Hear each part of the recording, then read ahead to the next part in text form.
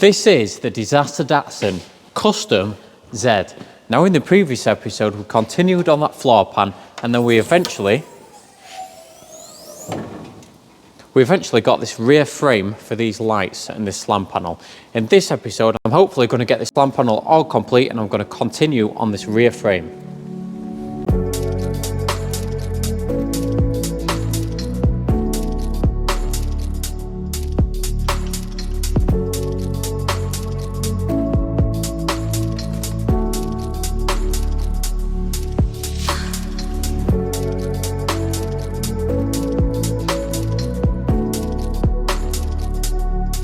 Right, so I need to remove these bars here and I also need to remove this one as well. So I've marked where the top is and I know where this goes because I can match it to the boot lid. Now I need to cut this back bar out because I need to replace all of this section here. So I'm thinking about coming somewhere up here and down and refabricating that whole piece, or maybe a little bit further up. And I can refab that whole piece on both sides because that's actually separate to the slam panel as from, manufacture. So I can do that first on both sides and then I can make a nice piece to go on top, but I can't tie these two in yet because you kind of need to slide it that way to bring it out, and I can't do that with this back bar, so I need to keep them separate for now until we actually do finally weld them properly in. So I'm going to mark out where I need to cut. I'll get this cut out and I'll get some new pieces fabbed up.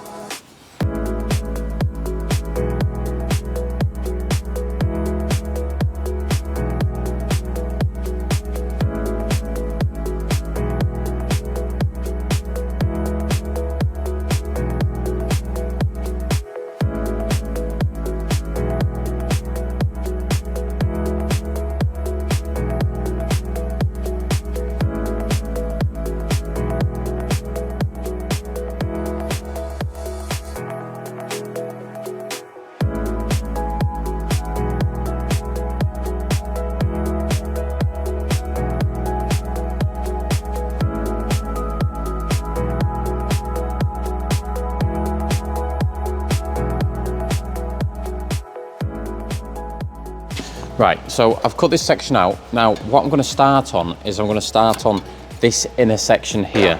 Now this only extends to somewhere here. That's basically the end of it. So I want to refab this, get that back on, so then I've got a little bit of structure back into here, and then I can start fabricating this. Now this is a bit of a dog leg here, and then there should be a center panel in there as well. It's kind of overlapped, but I'm not sure if I'm going to make that in one panel or two. So I'm going to refab this section here, and then I'm going to start looking at this bigger slam panel section and see what I can do.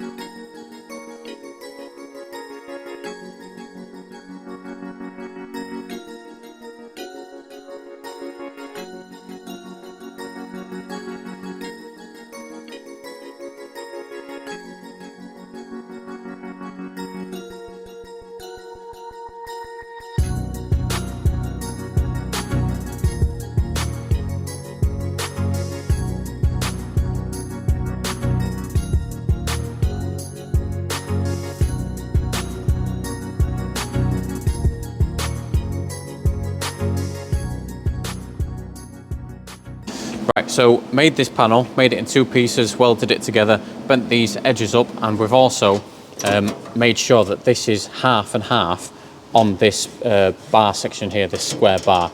Now that's because we're going to have another section that comes across and down and makes this like back panel section. So that just means it's got something solid to weld to and be rested on.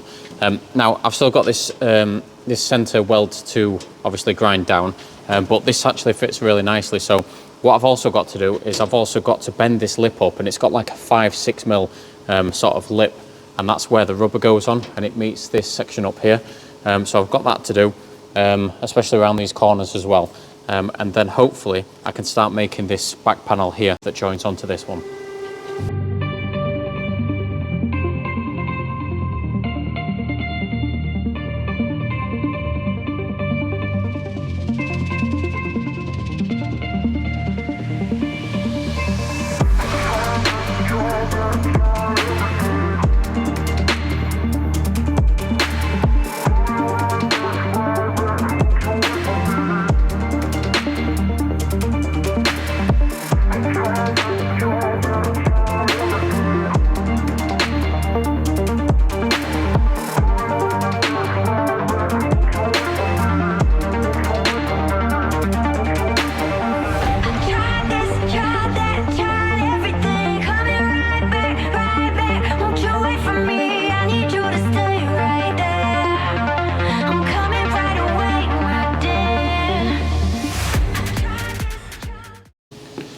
Right, so I bent that lip up there.